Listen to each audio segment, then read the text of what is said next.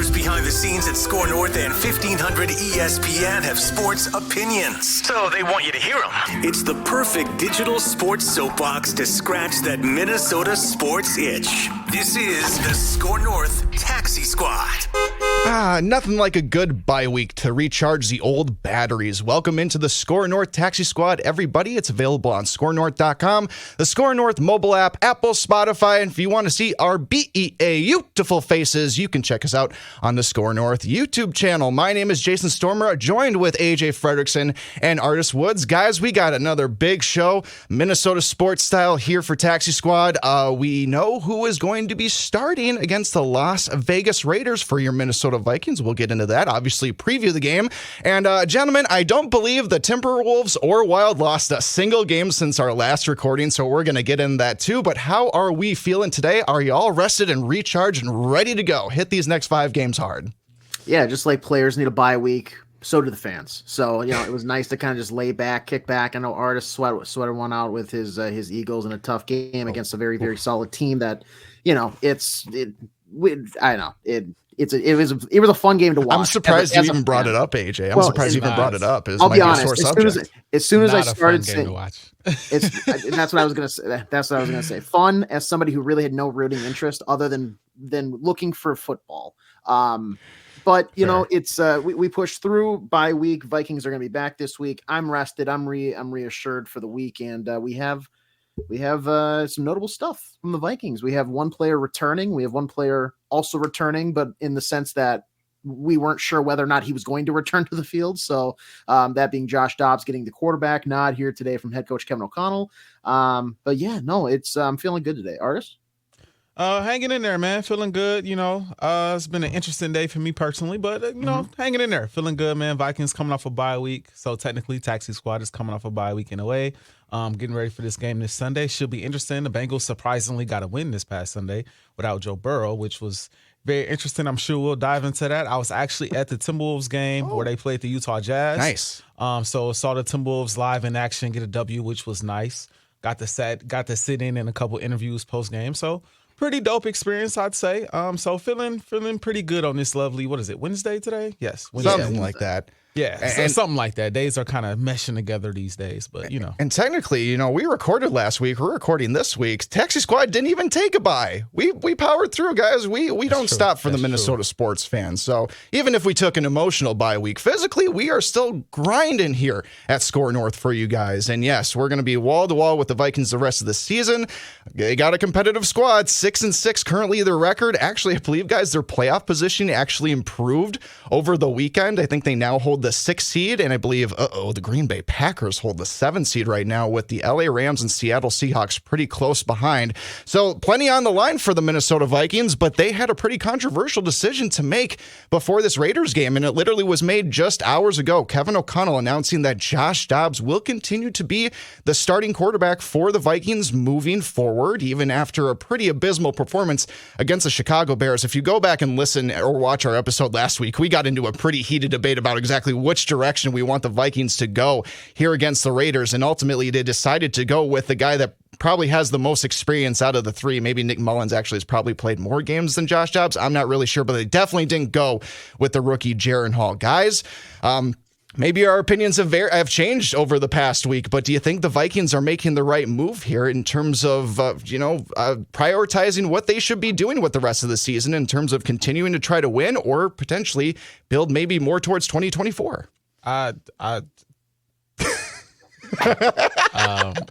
Just play clips from last week's show. Because I feel like I'm going to be a broken record here, and like Jason did last episode. Was that? It might have been the episode before. There it is. What word? I'm going to say a lot of the same stuff I said last time because, my opinion has not really changed on the matter in all honesty. I respect it, though. Look, we're not there. We're not at practice. We're not watching these guys day in, day out. We're not seeing the work that these guys put in. We don't, we have an idea, or at least we believe we have an idea of how the locker room responds to Josh Dobbs. But we don't know for sure. We don't know anything. Me personally, as I stated last episode, I want to see what Jaren Hall has. I think you maybe have a little potential there, but the only way to figure out if he's decent, if he's good, or if he's really bad is to put him out there and see what he can do. I think this is the perfect opportunity to do that, headed down the stretch of the season. I understand playoffs is on the line, so you obviously want to make the playoffs. But given what I've seen out of Josh Dobbs, I'm just not 100% sure that putting him out there is the best solution as far as winning games. I'm not sure, but also I'm not 100% sure on, the backup either. And blanking on this name. Mullins? Quick, but Yeah. No, definitely not Mullins.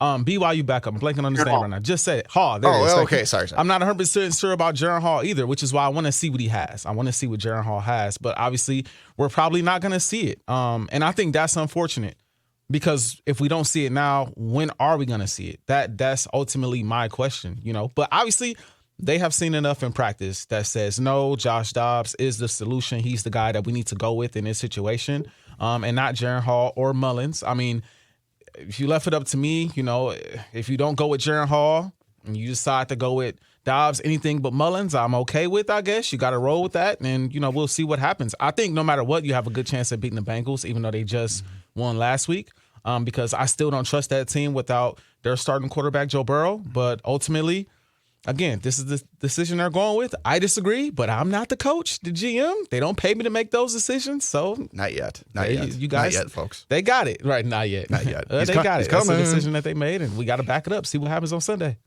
Yeah, that decision, it doesn't really ruin my day or anything like that. Am I a little bummed about it? Sure. But at the same time, I'm not going to sleep over it. I get it's more circumstantial than anything. Like you said, they're 6-6. They're vying for playoff spots. They're technically, or I guess they're not in the hunt because they're technically in the playoffs, I want to say right now. But given what we've seen out of Josh Dobbs the last couple of weeks, I would say it's a short leash, if any. You know what I'm saying? Like, this is not you get through this week and it's like, I don't want to hear we don't really know what we have there. Yes, you do.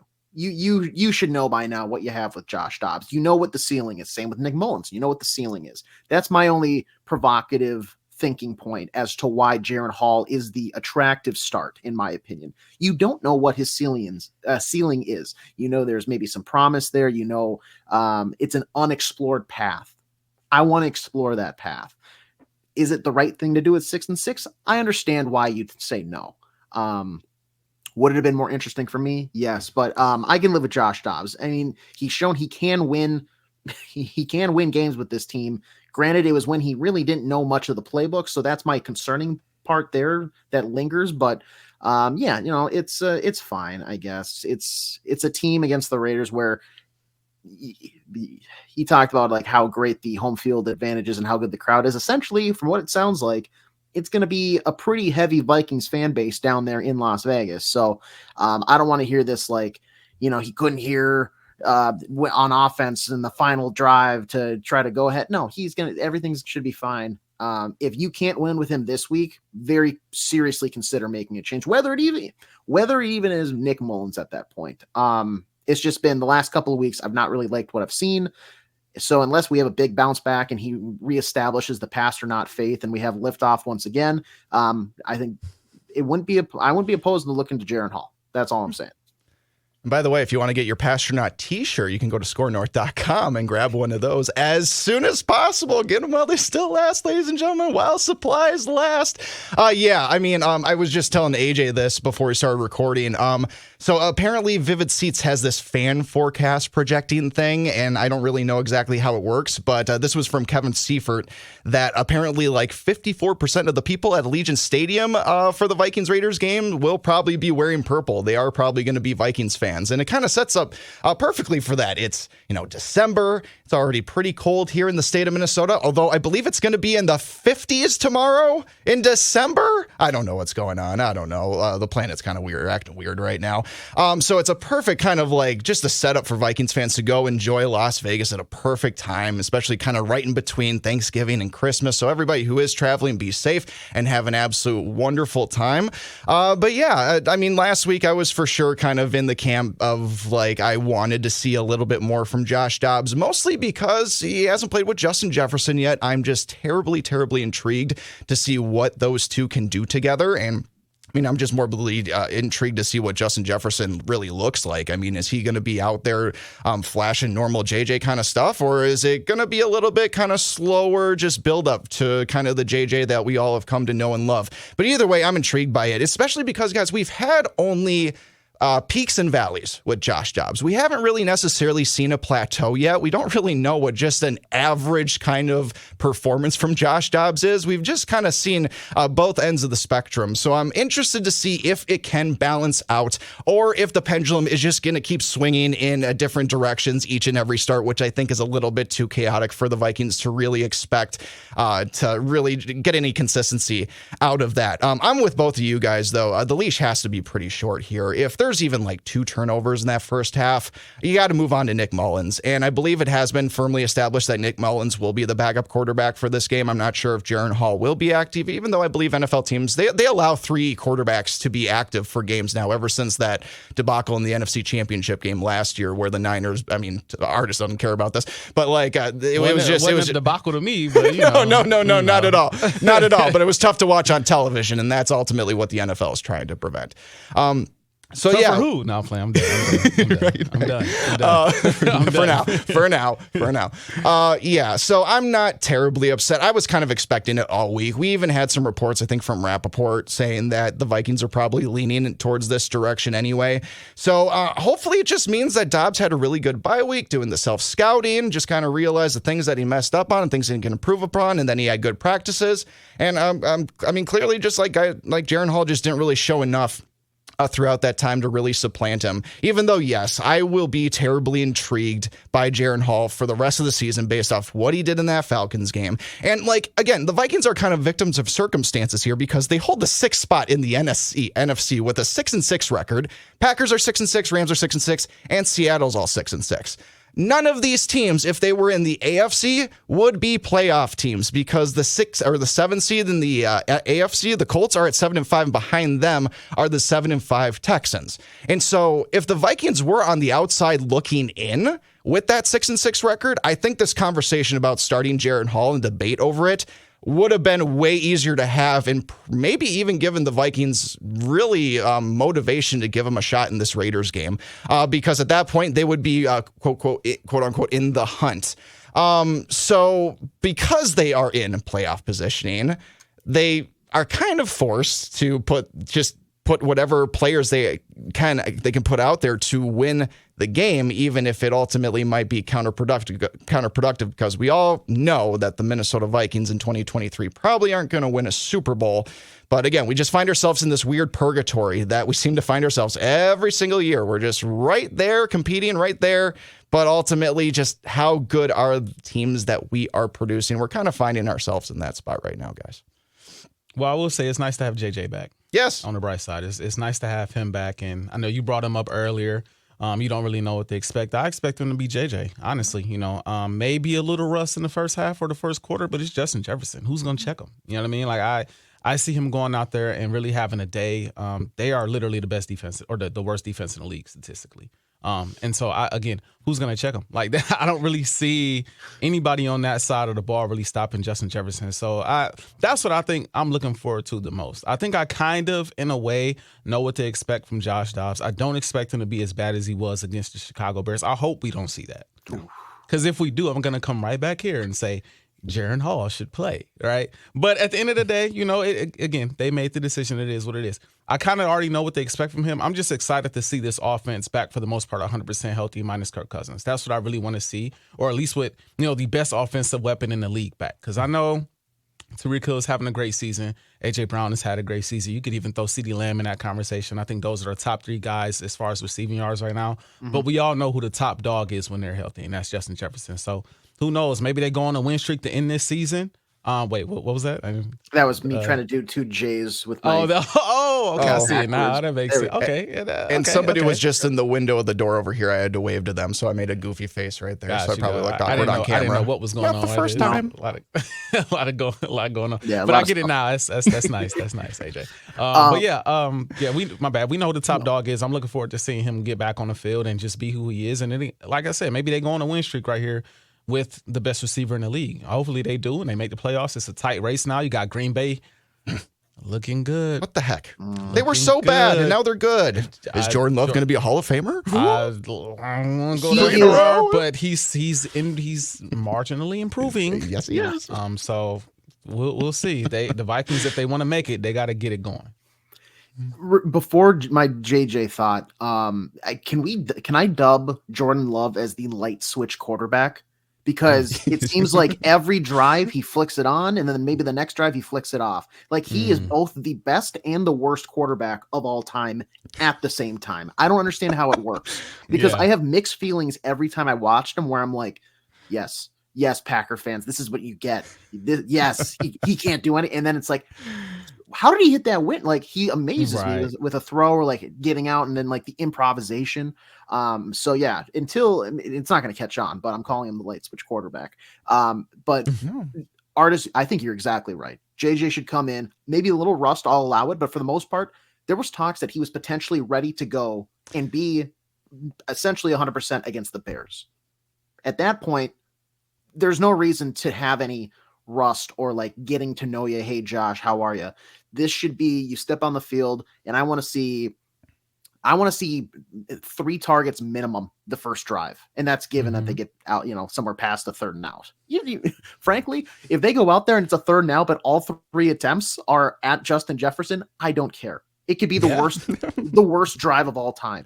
3 incompletions, I don't care. Just as long as you're looking to get him the ball early, often, so that he does get back in the swing of things. I understand Jordan Addison is going to have probably a little more room now that they're not going to shadow him as much. TJ Hawkinson, that should open the field up for him as well in the middle. JJ, I mean, getting him back is going to be a blessing for Josh Dobbs. And I know you and I both kind of stood firm against Jason last week talking about, Josh Dobbs with JJ should be a lot better. So let's see it. Let's see it. Past or not, get to the stratosphere, get to the Milky Way galaxy, get Star Wars on me and take it to a galaxy far, far and away. Because that's what I expect now that you have the best wide receiver on your offense lining up to the right and or left of you. It should be no problem against this Raiders team on Sunday. Yeah, but again, if you start making those same mistakes that you did against the Bears, even the same kind of mistakes you did against the Broncos, I mean, we should not be hesitant, and that coaching staff should not be hesitant to maybe look at a different quarterback for the rest of the Bears game, the Raiders game. I still don't think that's going to happen, though. I think Josh Dobbs will ultimately last the entire game because I got to imagine that Bears game is going to be the worst of the season for him. I can't imagine having it be worse than that, just statistically, and getting to have the bye week as kind of a buffer to. I mean, most players probably would want to play immediately after the next week and not have a bye week in between to get the bad taste out of their mouth. But in this case, I think it was probably a constructive thing for Josh Dobbs in this offense, just so they can kind of sit down, understand where everything is, understand everything that he needs to do, and just get more ultimately comfortable with this playbook. Because again, it's still been how long ago did we trade for Josh Dobbs? Not even a month and a half ago or something like that, even though it feels like it was 3 years ago already. It feels like Kirk tore his Achilles 5 years ago, to be honest with you. It's crazy how fast the NFL season flies by, but also how long it seems to take simultaneously. Yeah, I'm really excited to see what JJ does here.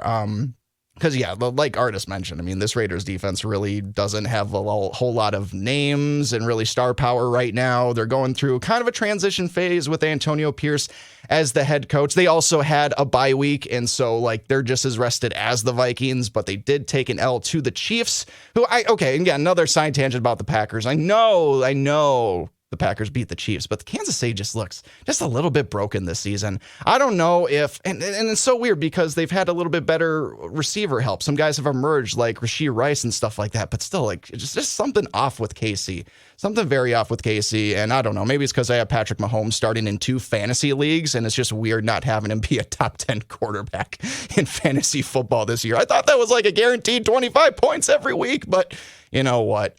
Not a lot of people saw I don't know, guys like Travis Etienne taking off for fantasy football this season and stuff like that. But anyway, I hope all you Justin Jefferson fantasy owners, though, have been waiting very patiently and get a very well-deserved hefty amount of fantasy points against the Raiders this week, because again, if Josh Dobbs can really just hone in on him and it can just be normal JJ, I'm so excited to see what this offense does. I'm so excited to see what Jordan Addison can do now that he's now firmly established, like you guys said. And if TJ Hawkinson has been playing this good without Justin Jefferson on the field to distract other defensive backs and linebackers, I mean, my goodness, what is Hawkinson going to do now with Justin Jefferson on the field? I mean, actually, his production might go back down a little bit, but still, I mean, I still anticipate just dominant Hawkinson games and stuff like that. So it's exciting. I hate to use this cliche because I feel like people have used it before, and it kind of justifies maybe a lack of movement for their favorite football teams, especially with the Vikings, like at trade deadlines and like getting players before the season. But it does kind of feel like getting Justin Jefferson back is kind of like making a trade. You know what I mean? Even though he's coming off injury, it just still feels like he's such an enormously talented player that can boost this offense in a way that it really has needed for the last several weeks. And man, if it's just same old JJ, then yeah, look out, Las Vegas. He's coming. He's coming. It's exciting stuff. But again, he might start slow. I mean, well, we'll see. There, like AJ said, there is plenty of debate about maybe JJ could have come back a little bit earlier. Just maybe the Vikings overlooked the Bears a little bit and were a little bit too tempted by that bye week to continue that rest. Maybe he would have been very valuable. It probably would have been pretty valuable in that Bears game. But still, we're excited to have him back now. Guys, I made a mistake. Oh, I made a mistake, guys. I jumped ahead a week, guys. I've been looking at the Bengals the whole time. Oh my goodness. But you got lost in Jake Browning's eyes, dude, man. I get it. Former Viking. We shouldn't have let him go. I know guys are going to kill me in the YouTube comments. Hey, it's been a long day, y'all. But, hey, everything I said still stands. I mean, the Raiders' defense isn't much better. So, the Raiders, I mean, their defense ain't much better. So, everything still stands on what I said. I still feel the same way about all my takes, but I just want to let everybody know. I messed up. My bad, y'all. Like, hey, real ones mess up here and there. Yeah. I'll take my L. You're still shaking off the bye week. I get that. Yeah, man.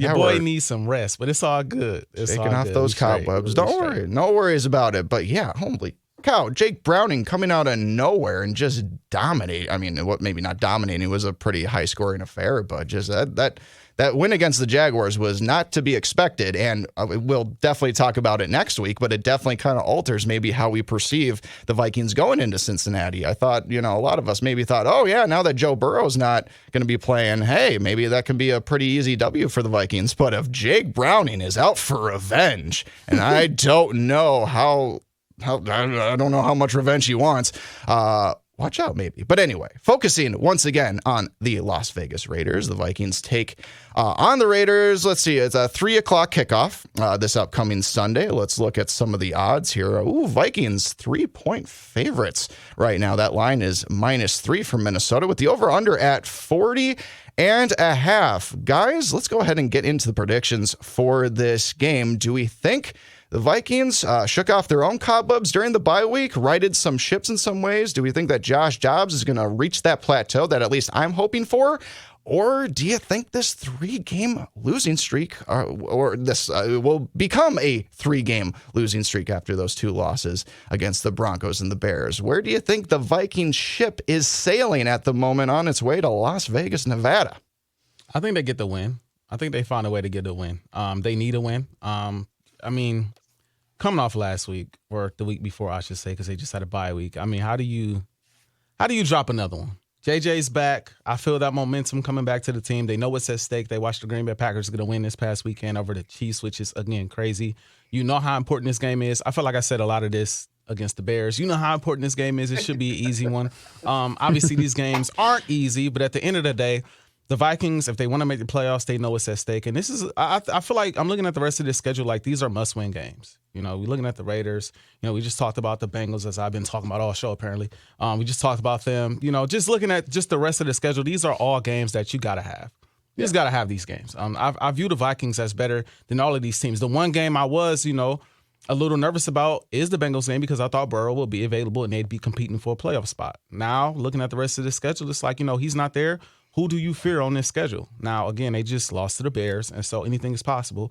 But at the end of the day, this is a team that they can beat. I feel like you can run the ball on this team. I feel like you could pass the ball on this team, especially with Justin Jefferson. I don't want you to get too pass happy because Justin Jefferson is back. Don't completely forget about the run because it will be there. And, the Raiders are a team that's going to try to dominate time of possession. They're going to try to feed Josh Jacobs as much as possible because that's just been a philosophy over there since the new head coach has taken over. They want to pound the rock all day, so that's going to be key defensively. Stop the run, force them to throw the football as much as possible. But I just think the Vikings are a much better team. They're a much better team than the Raiders. I think they should be able to get this dub. I can't predict the blowout anymore. You certainly can. No one is stopping you. I just don't think that's the intelligent thing to do at this point. So I'm looking at. I don't know if we're throwing scores out there yet, but I'll do it. Josh Dobbs has a bounce back game. 3 total touchdowns, 2 passing, 1 rushing. They get the dub, I say 27. AJ leaning back, 27-21. Beautiful. Okay. Yeah. Beautiful. AJ, what do you think is going to happen? Just like Artis said, I mean, it's a huge game. You have to. You just lost to the Bears. You had a bye week. You've prepared. But nothing in the bye week that they haven't been trying all season long is going to fix the turnover woes. It can't fix the fact that possibly Josh Dobbs just doesn't have that it factor, the guy characteristic. This Brian Flores led defense has been tremendous. You remove the first month of the season, you could argue that they're like a top 5 defense in the league, but we've seen that at times they're very open to the run game coming on through. You saw it on the first few drives against the Bears. And that's frankly because they had that elusive quarterback in Justin Fields able to scramble and kind of the fleet of foot that he has. It's just one of those things where I've told myself they have to make me believe that they can get this win. And given what we're coming off of 2 weeks ago, I don't have that belief. What I believe is they're going to turn the ball over 2 or more times. What I believe is that Josh Dobbs is going to airmail a ball over the head of Justin Jefferson in his return. What I believe is that it's just going to be a painstaking game, and it's going to be close, but I think they're going to end up losing it. So I'm going to say this is going to end Raiders 24, Vikings 17. Oh boy.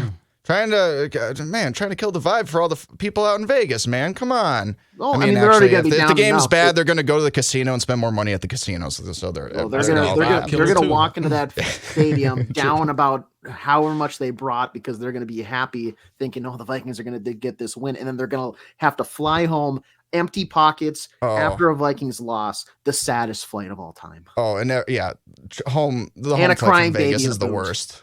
Probably 5 of them. Yeah, everybody. I've never been to Vegas, but everybody says that the flight home from Vegas is just the absolute worst. Can you gamble in that stadium? Do they have slot machines at Allegiant Stadium? I would assume so, but maybe the NFL is no, we're not going to allow that. I'm sure there's at least a 50-50 raffle of some sort. Okay, maybe some scratch-offs you can buy or something like that. Yeah. I don't really know. That'd be a lot of fun, though. Playing poker and being at a football game at the same time, that'd be so much fun. All right, so... yeah, I'm kind of on the fence about this game, but let's see where I'm leaning here. This Raiders defense doesn't scare me at all. It allows a rating of over 90 to both quarterbacks and wide receivers. That's around 21st in the league. Talk about TJ Hawkinson. I know I mentioned how the Broncos had a really porous pass defense against tight ends. The Raiders might even be worse with a rating over 106. And so if you want to get Johnny Munn, Josh Oliver more involved in this game, kind of like you saw in the Broncos game, feel free to do that. Kevin O'Connell against the Raiders here. I'm going to be really frustrated, though, if I see a lot of 3 and outs by this Vikings offense because the Raiders defense is 26 in the league and allowing 3rd down conversions and stuff like that. So if the Vikings aren't able to convert those 3rd downs against this poor team in that category, that's going to make me really, really, really upset. Worried about Mad Max. He is obviously the best defensive player for the Raiders here. And honestly, if he were on a better team, he'd probably get more consideration for being one of like the best defensive linemen in all the NFL. He might even get like some player of the year votes. I think if he honestly played for the Vikings, he'd probably be looked at exactly the same as like Danielle Hunter, even though Danielle Hunter does have more sacks and more tackles for losses and quarterback hits and everything like that. But, you know, I don't know. It seems like, at least on the ends, that Brian O'Neill and maybe Christian Darrisaw have struggled a little bit. So Max Crosby might be able to exploit some weaknesses from those guys, even though, I mean, they're two of the best tackles in all of football. Not too worried about Kevin O'Connell's distant relative, Aiden O'Connell. I just assume that they are related. He's got 4 touchdowns and 6 interceptions on the season, and he hasn't thrown for more than 200 yards in a single game. But the one concerning thing is that he has a 93 rating against the blitz. And so we know how this Vikings team loves to blitz. Aiden O'Connell actually seems to thrive.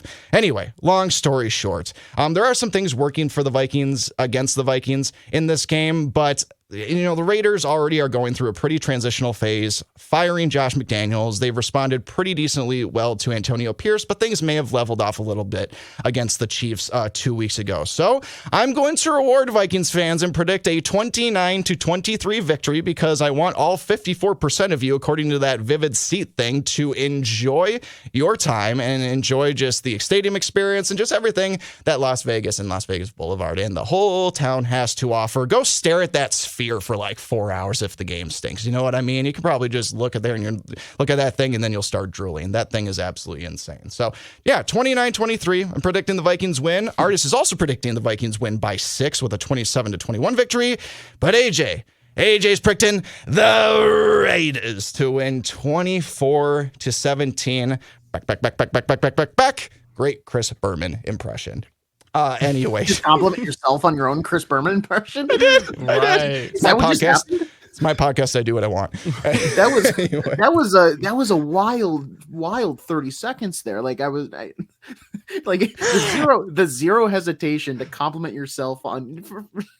That was astonishing, frankly. Well, definitely within the flow of what he was saying too. Like he said, that was great. Somebody coached me how to actually be a broadcaster. But you know who else I will compliment at this exact moment? The Minnesota Timberwolves for continuing a win streak. Artis said he was at the Jazz game, that victory for the Timberwolves, and then I'm totally blanking on who they went on the road and defeated Charlotte. They're actually going to tip off here pretty shortly as we're recording this. They are hosting Victor Wembanyama and the San Antonio Spurs. Battle of the Frenchmen, Rudy Gobert and Victor Wembanyama at Target Center tonight. But guys, this team is it's rolling. It has the best record in all of the NBA right now. I believe they currently have a half-game lead over the Celtics. Maybe that changes as when everybody is watching or listening to this. But it kind of feels like the same conversation we had kind of last week. I mean, what's stopping this team at this point? I mean, Anthony Edwards is a little bit hobbled up. Jaden McDaniels is hurt, but yet nothing seems to be getting in the way of these Minnesota Timberwolves,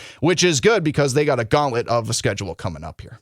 Yeah, I can't say I was super impressed with the win over the Jazz. It was kind of weird being there live. It felt a little weird to start. It felt like they were trying to just get a feel for the game without Anthony Edwards out there at the time. And it took them a while to get in the groove of the game. But once they got in the groove of the game, they took a 20-point lead and just kind of never looked back. Karl Anthony Towns played really well, caught 2 early fouls, but then kind of bounced back and played really well. Alexander Walker played really well as well. It's the team you were supposed to beat. You beat who you were supposed to beat. So I was like, okay, cool. I was there sitting there like, all right, maybe I picked the wrong game to be here. Didn't know Anthony Edwards wouldn't play until I got there. I had a feeling he wouldn't play though, because the game before he fell on his hip, and I'm like, okay, he might not be available. Hopefully he plays. Picked one heck of a game not to be available. I'm there, he's not there, but it's all good. I got to see him on the bench, which was nice. But they got the win over the Jazz, and they turned around and got the win over the Hornets. Like you said, Jason, these are games that you got to have early in the season because the schedule is going to get tough. And so I think we talked about this last time we recorded. All of these games, I won't say any of them are must-wins, but games that you want to win. You don't want to look back later on in the season and be sitting in the 5th seed or the 4th seed or even the 3rd seed and be looking at the 1st and 2nd like, man, we could be up there if we just won 1 or 2 more games or 3 or 4 more games, and you're looking back not at the games that, you know, you're supposed to lose, like say you play the Sixers or you play Boston or you play Milwaukee and you drop a couple of those games, okay, you lose those games, right? But you're looking back at the games against the Jazz and against the Hornets and against teams you're supposed to beat, like maybe we should have showed up on that random Wednesday night or that random Thursday night and played some of our best ball to ensure we be in a better spot right here, right now, even without Anthony Edwards or without some of your best players. And so they got the necessary wins. They did what was needed. We'll see how they play tonight against another team that they should beat because the Spurs do not look that great this season. But overall, like I said before, I like what I see. A lot of promise and potential here, and we'll see if they can keep the ball rolling. Yeah, I mean, ugly maybe isn't the right word to describe those wins, but definitely, you know, you had to gut them out pretty much, right? And sure, I mean, even on any given night, even some of the lower NBA teams are going to give you a run for their money and stuff like that. There's still a lot of pride at the beginning of the season, even though Charlotte's already like 6-12 or something like that. I mean, their season's pretty much over, but still, you got a lot of players with a lot of pride, so it's not over for them. So you always expect kind of a tough battle from pretty much anybody you get still here at the beginning of the season. But otherwise, again, it is just so encouraging to me that we are dealing with, I wouldn't say significant injury issues, but just nagging injury issues to say the least, and it still isn't derailing anything. Anthony Edwards is back. I believe he is going to play tonight. I mean, this game's on ESPN and stuff like that, so I'm guessing Ant really wanted to play no matter what, get on that national TV and stuff like that. Hope he doesn't push it or anything. Just take it easy because he's still got a couple more games before the schedule does get really, really challenging, so you can milk it a little bit. But it's a well-oiled machine right now in a way I just don't think I've ever been able to describe the Minnesota Timberwolves. Honestly, like most of the time now when they have a game, I'm just kind of like expecting W's at this point. Yeah. Maybe I'm getting fat and happy on that kind of thing. But it's just, they've put me in a place of comfort that I've just like to know that they are going to go out there and get their business done. Sure, they're going to lose those games eventually. You're going to have games like the Hawks game earlier in the season. Like that will continue to happen. But they've put so much faith into me so far this season that even when those games do happen, it's not like going to derail them for like 3 or 4 games, right? This team has just seemed to mature in such a positive way. And I really don't know what kind of offseason stuff they had to go through. Rudy Gobert talked about how, you know, people were being really honest about the struggles that they had last season in the offseason. And I don't know if that kind of heart-to-heart stuff really is just taking shape of what this culture for the Timberwolves is. I like to think it's just more of an effort thing and that players are developing and stuff like that. But maybe in a weird way, the Timberwolves needed to go through a weird, tumultuous first season after the Rudy Gobert trade to like come together and find some camaraderie and really build something to what we're seeing now here early on in the season. And let's just hope it lasts, man, because again, I don't remember really, and it probably has happened where the Timberwolves have been this high up in the standings at this point. But as a woe-begone Timberwolves fan for so many years, it's weird. And also, I'm just worried that I'm maybe putting myself in a place where I'm maybe going to get like my heart ripped out or something like that. And I need to tread a little bit more cautiously because there's plenty of time for things to kind of unravel here. But as of right now, it's just, we're dialed in, man. It's so cool to see the Timberwolves do this. Really quick, we did this last 2 weeks ago, actually, and I'm going to dust it off here again because I have a question. So it's time for AJ's casual basketball fan question of the week. With all the success that this Timberwolves team has had, there's still a trade deadline. There's moves to be made. There's still leverage to get better than those teams because right now it sounds like you're more so preparing for and it's early, but like you're thinking down the road when we get to the playoffs, what are we going to need? Is there a need that this team needs to like look to potentially trade for? What is like a weakness of them that they need to pay attention to so that when it comes playoff time to get that LOB, baby, that Larry O'Brien trophy, what do they need to do to really like just patch the holes up in the ship so nothing sinks? I would say, I mean, your starters are pretty perfect. Are they perfect? No, they're not perfect. No one's perfect. No one's perfect. Backup point guard might be something because Shake Milton hasn't been amazing this season. There's still plenty of time for him to get going and stuff like that. But he was one of your free agent signings, and it didn't cost you that much, or was really long term either. So if that doesn't pan out, that's not the worst thing in the world. But Jordan McLaughlin, I believe, is still dealing with significant injury issues this season, and he kind of lost favor down the depth chart last season too. And Mike Conley's old. You know what I mean? He's old, but he is a durable player. He's showing no signs of age whatsoever right now, and he's playing absolutely amazing. But you know, in my opinion, I would like a younger, energetic backup point guard if Shake Milton isn't panning out more this season. But otherwise, I mean, you definitely don't need a center. I can tell you that much, AJ. I think you're pretty good on centers. So okay, yeah, I was gonna go, if there's anything I would also say backup point guard. Maybe you could go get another small forward, another defender. And you can never go wrong with another 3-and-D guy. You just can't. You know, the more threes, the more defense, the better. But honestly, I'm at the point with it now where, you know, I know Shake hasn't shown a ton this season so far. I feel like he's still trying to find his groove and find his rhythm within this offense. I don't know if you do anything right now. I agree. I think right now, I don't think if I'm the GM, I make any moves that could potentially shake up any chemistry right now. I would ride it out. Now, closer to the deadline, you know, we'll see. You know, maybe you see some guys out there that's being shopped and you're like, okay, that will be a huge addition that will maybe push us over the top. Maybe you start racking up some L's against some better competition and you say, okay, you know, this backup point guard position is more of a glaring hole than I thought it was. Mm-hmm. But at the moment, they're winning. And they're the best team in the conference at the moment. So I just think right now, I wouldn't. Obviously, you keep your eye open to improve your roster at all times. That's just what you have to do. And I feel like that's in any sport. You always have your eye open to see, okay, who's out there that I could pick up potentially to improve this team, especially if I'm the best team in the conference or I'm a young and up-and-coming team. Who could I add to make this team even better to get us over the hump? But I'm not shaking up. This chemistry is shocking. Yeah. This chemistry is shocking. This defense has been shocking. The personalities in the locker room are meshing really well. Everybody seems to be getting along really well. Everybody seems to be following Coach Finch really well. I still have my questions about Coach Finch. Me personally, Coach of the month, Coach Finch? Is this the same one? Hey, look, I gotta give him credit where it's due. He's doing a great job this season. I've been one that's been very critical of him in the past. I can't be that critical now.